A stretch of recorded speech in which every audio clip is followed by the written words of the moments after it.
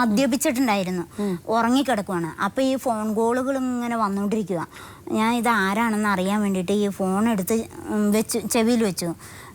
ചെവിയിൽ വെച്ച് കഴിഞ്ഞപ്പോഴത്തേനും ഇടിവെട്ടേറ്റ പോലെയും ഞാൻ വിളിക്കണ പോലെ തന്നെ അച്ചായിന്ന് തന്നെ വിളിച്ച് അവൾ സംസാരിക്കുക, ഈ നിഷ. അച്ചായി, ഞാൻ പേടിച്ചിരിക്കുമായിരുന്നു. അച്ചായിനെ എത്ര വിളിച്ചിട്ടും കിട്ടണുണ്ടായിരുന്നില്ല. എന്തോരം നേരമായി ഞാൻ വിളിക്കണു. വേറൊരാളിൽ നിന്നുള്ള കുട്ടിയാണ്. അതാണ് ഭർത്താവ് തൂങ്ങി മരിക്കാൻ കാരണം.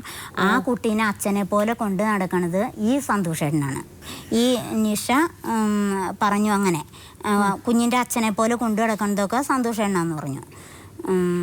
ഞാൻ പറഞ്ഞു ഇങ്ങനെ എൻ്റെ കുഞ്ഞുങ്ങളുടെ അച്ഛനാണ്, എൻ്റെ ഭർത്താവാണ്, എനിക്ക് വേണം. നീ ഒരുത്തി വന്നേ പിന്നെ ഇവിടെ എന്നും വഴക്കാണ്, എനിക്ക് എന്നും അടിയാണ് ഇടിയാണ്. അവൾ പറഞ്ഞു എൻ്റെ വീട്ടിൽ അങ്ങനെയൊന്നുമില്ല, എന്നോട് അങ്ങനെയൊന്നുമല്ല, നിങ്ങൾ പറയണതൊന്നും ഞാൻ വിശ്വസിക്കില്ല. ഒരു കാരണവശാലും സന്തോഷേട്ടനെ നിങ്ങൾക്ക് തരില്ല. നിങ്ങളുടെ അടുത്ത് വന്നോട്ടെ, 2 ദിവസമൊക്കെ നിന്നോട്ടെ, പക്ഷെ എനിക്ക് വേണം എന്ന് പറയാണ്. ഞാൻ സമ്മതിക്കില്ലടി എന്ന് പറഞ്ഞു. അപ്പം അതിലും വലിയ ടെൻഷനല്ലേ എനിക്ക്. ഞാനൊന്നും സംസാരിച്ചില്ല, ഞാൻ ഫോൺ കട്ട് ചെയ്തു. ഈ പോലീസിൽ കേസ് കൊടുക്കുന്നതുകൊണ്ടും ഒരു പ്രയോജനം ഉണ്ടായില്ല. ഞാൻ അവിടെ വെച്ച് ഇങ്ങനെ കോടതിയിലേക്ക് കേസ് ചാർജ് ചെയ്യാം സാറേ, ഇങ്ങനെ ഇനി ഞാൻ ജീവിക്കണില്ല പുള്ളിയുടെ ഒപ്പം എന്നൊക്കെ പറഞ്ഞിട്ട് അവിടെ ഒരു ബേബി സാറുണ്ട് സർക്കിള്. ബേബി സാറ് 2 പേരെ ഇരുത്തി ഉപദേശിച്ച്. അപ്പം എന്താണോ എൻ്റെ മനസ്സലിഞ്ഞു പോയി. ഞാൻ പറഞ്ഞു ഒന്നിച്ച് എല്ലാവരും അതിനല്ലേ ശ്രമിക്കൂ. ഒരു കുടുംബം രണ്ടാവണമെന്ന് ആരും വിചാരിക്കത്തില്ലല്ലോ. എൻ്റെ കുഞ്ഞുങ്ങളുടെ സൗന്ദര്യപ്പണവും പ്രശ്നങ്ങളൊക്കെ ഉണ്ടാവും. 2 പേരും യോജിച്ച് പോട്ടെ എന്നല്ലേ വിചാരിക്കത്തുള്ളൂ. ഭാവി നോക്കണമല്ലോ എന്ന് ഓർത്ത് ഞാൻ ഒന്നിച്ചു പോന്നു. അത് ചേച്ചിക്ക് ചേട്ടനൊന്നും ഇഷ്ടപ്പെട്ടില്ല ഇപ്പം ഞാൻ താമസിക്കുന്ന വീട്ടിലെ.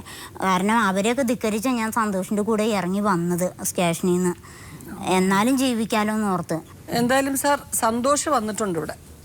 സന്തോഷിനെ ഒന്ന് വിളിക്കാം. വരി സന്തോഷ്.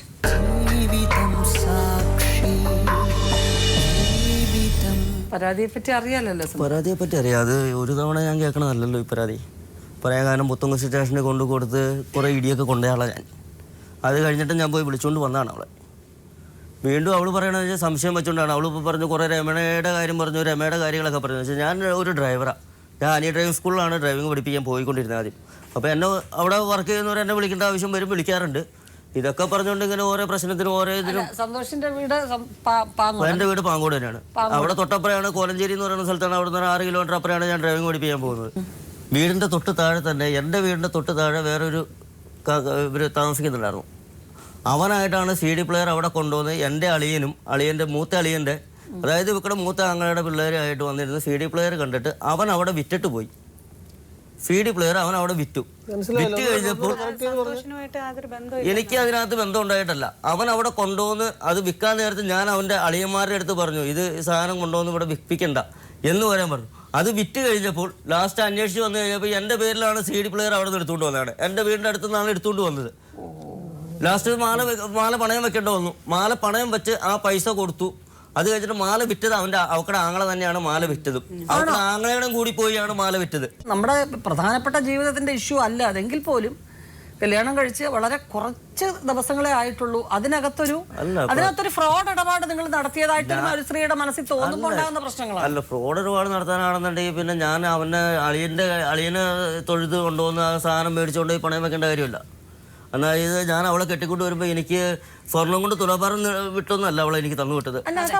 പിന്നെ 1 പവന്റെ മാല ഉണ്ടായിരുന്നു. ഞാനിപ്പോൾ കെട്ടിക്കൊണ്ടുവന്ന ആക്കടെ അടുത്തുനിന്ന് എനിക്ക് ആ മാല വേണമെന്ന് പറഞ്ഞു കഴിഞ്ഞാൽ എനിക്ക് മേടിക്കാം എന്ന് വെച്ചാൽ അവക്കടെ കയ്യിലുള്ളത് എനിക്ക് അവകാശമുള്ളതാണ്. പ്രശ്നം സന്തോഷ് പെങ്ങളായിട്ട് പ്രശ്നമൊന്നും ഉണ്ടായില്ല. ഞങ്ങള് പെങ്ങളുമായിട്ട് എന്തെങ്കിലും മിസ്അണ്ടർസ്റ്റാൻഡിംഗ് ഉണ്ടോ? എന്റെ മൂത്ത പെങ്ങളെ അത് ഞങ്ങൾ തമ്മിൽ പല എന്തെങ്കിലുമൊക്കെ അങ്ങോട്ടും ഇങ്ങോട്ടും വാക്കുകൾക്കല്ലാതെ ഞങ്ങൾ തമ്മിൽ വേറെ കാര്യമായിട്ടുള്ള വഴക്കമൊന്നുമില്ല. ആ പെങ്ങളാണ് പിന്നെ കല്യാണം കഴിച്ച് മാറിയത് അവിടെ നിന്ന്? അല്ല, അത് എന്റെ 2ാമത്തെ പെങ്ങളാണ് കല്യാണം.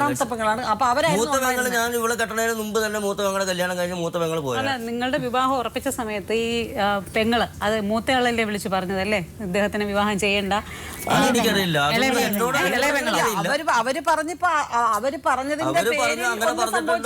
ഫോണിൽ സംസാരിക്കോ അല്ലെങ്കിൽ അടുത്ത് നേർക്ക് നേരെ നിന്ന് സംസാരിക്കുകയോ ചെയ്യുമ്പോ അത് മറ്റുള്ള രീതികൾ വ്യാഖ്യാനിച്ചെടുക്കുന്ന ഒരാള്.